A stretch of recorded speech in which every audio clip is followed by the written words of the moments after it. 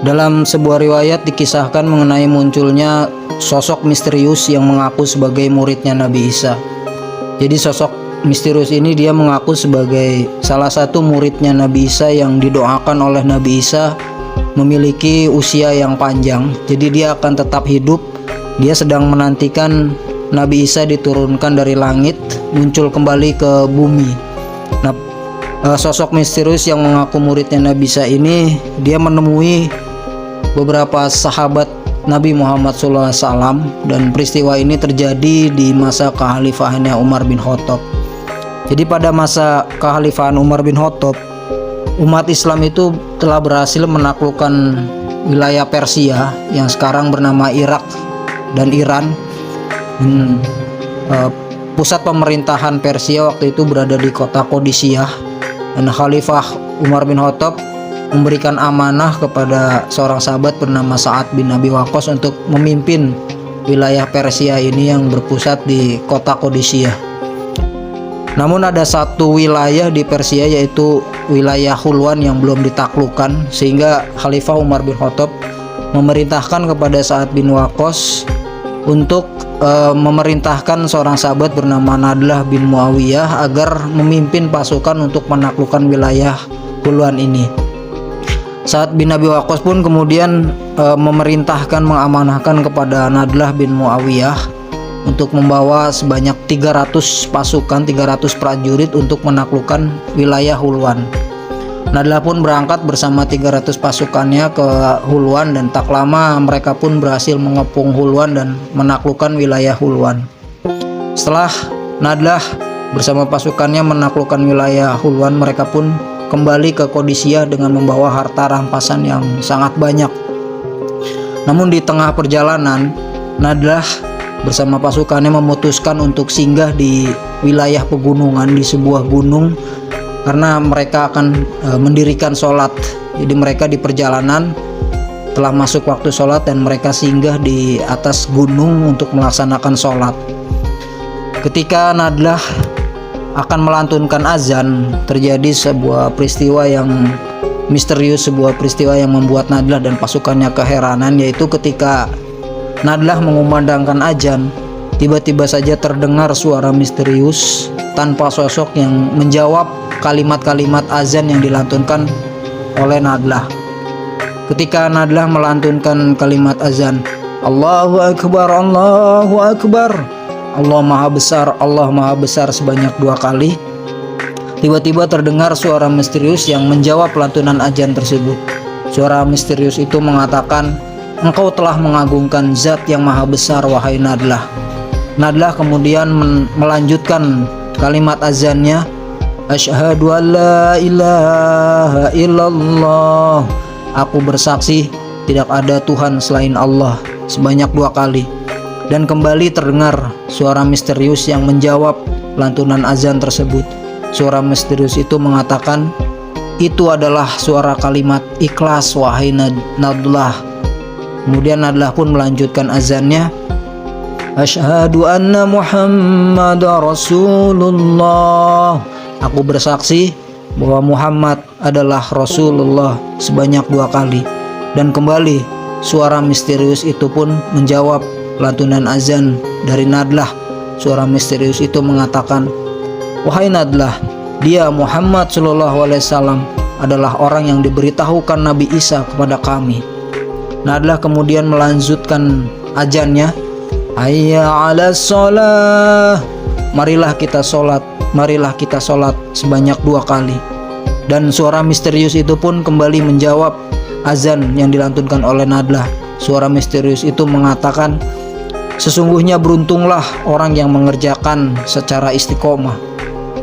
Nadlah kemudian melanjutkan azannya, hayya 'alal falah, marilah kita meraih kemenangan, marilah kita meraih kemenangan, sebanyak 2 kali.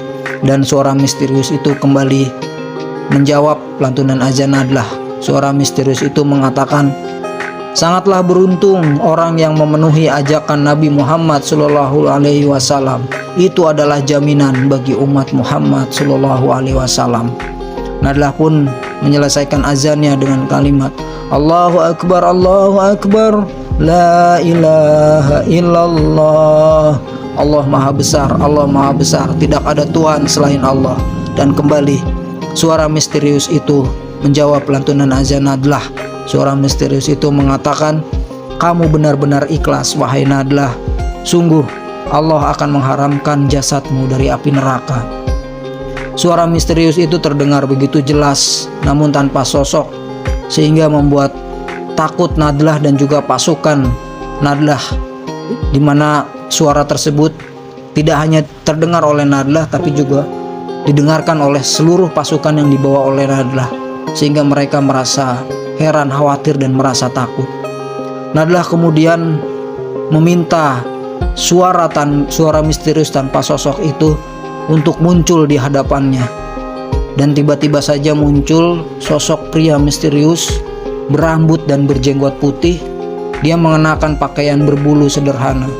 Dia mengucapkan salam kemudian berkata, aku adalah Zarnab bin Bar'ala, murid dan orang yang sangat dipercayai Nabi Isa alaihi salam. Aku ditempatkan di gunung ini dan didoakan Nabi Isa panjang umur hingga Nabi Isa turun lagi dari langit. Jadi sosok ini memperkenalkan dirinya, mengatakan bahwa dia bernama Zarnab bin Bar'ala dan dia mengaku merupakan salah satu dari murid Nabi Isa yang didoakan panjang umur. Nadlah dan pasukannya memperhatikan sosok tersebut. Mereka semua merasa heran.